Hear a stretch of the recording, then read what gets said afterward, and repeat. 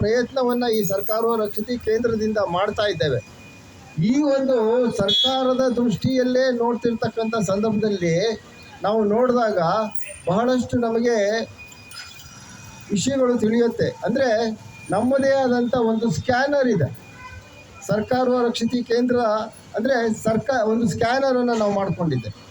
ಈ ಸ್ಕ್ಯಾನರ್ನಲ್ಲಿ ಪ್ರತಿಯೊಬ್ಬರು ಕೂಡ ಹೋಗ್ತಾರೆ.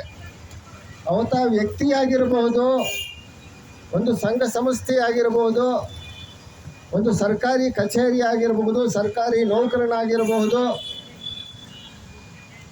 ಪ್ರತಿಯೊಬ್ಬರೂ ಕೂಡ ಈ ಒಂದು ಸ್ಕ್ಯಾನರಲ್ಲಿ ಹೋಗ್ತಾರೆ. ಅದು ಸ್ಕ್ಯಾನರ್ ಒಂದು ರಿಪೋರ್ಟನ್ನು ಕೊಡುತ್ತೆ. ಯಾವುದು ಸರ್ಕಾರಕ್ಕೆ ಹೊರೆ, ಯಾವುದು ಸರ್ಕಾರಕ್ಕೆ ಅನಿವಾರ್ಯ, ಈ ಮಟ್ಟದಲ್ಲಿ ಇದನ್ನು ನೋಡುವುದ್ರ ಮೂಲಕ ನಾವು ಸರ್ಕಾರವನ್ನು ಬಲಗೊಳಿಸಬೇಕಾಗಿದೆ.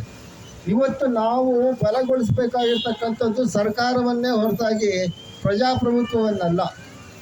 ಸರ್ಕಾರದ ದೃಷ್ಟಿಯಲ್ಲಿ ನಾವು ಪ್ರಜಾಪ್ರಭುತ್ವವನ್ನು ನೋಡಿದಾಗ ಈ 75 ವರ್ಷಗಳ ಚರಿತ್ರೆಯಲ್ಲಿ ಪ್ರಜಾಪ್ರಭುತ್ವ ಸರ್ಕಾರಕ್ಕೆ ಹೊರೆ ಅಂತ ಹೇಳಿದಂಥ ಮೊಟ್ಟ ಮೊದಲ ಸಂಸ್ಥೆ ನಮ್ಮದು.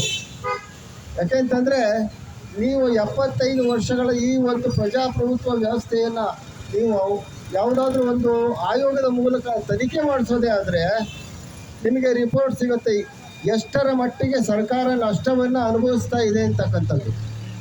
ಏನಾಗಿದೆ ಅಂತಂದರೆ ಇವತ್ತು ಸರ್ಕಾರ ಈ ಪ್ರಜಾಪ್ರಭುತ್ವ ಅಂತಕ್ಕಂಥ ಒಂದು ಭ್ರಷ್ಟ ವ್ಯವಸ್ಥೆಯ ಕಪಿಮುಷ್ಟಿಯಲ್ಲಿ ಸಿಲುಕಿಕೊಂಡು ನರಳ್ತಾ ಇದೆ.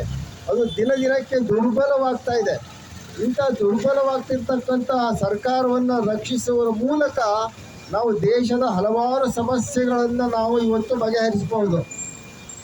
ಪ್ರಜಾಪ್ರಭುತ್ವ ಯಾಕೆ ಸರ್ಕಾರಕ್ಕೆ ಹೊರೆ ಅನ್ನೋದಕ್ಕೆ ಒಂದು ಉದಾಹರಣೆಯನ್ನು ನಿಮಗೆ ಹೇಳ್ತೇನೆ. ಇದು ಟಿಪ್ ಆಫ್ ದ ಐಸ್ಬರ್ಗ್ ಇದ್ದ ಹಾಗೆ. ಈಗ ಕೆಲವೇ ತಿಂಗಳ ಕೆಳಗೆ 4 ಚುನಾವಣೆಗಳು ನಡೀತು. 4 ಚುನಾವಣೆಗಳು ಕರ್ನಾಟಕದಲ್ಲಿ 3 ಚುನಾವಣೆ ನಡೀತು. ಕೇರಳದ ವಯನಾಡಲ್ಲಿ 1 ಚುನಾವಣೆ ನಡೀತು. ಇದು ಅನಾವಶ್ಯಕವಾದಂಥ ಒಂದು ಚುನಾವಣೆ.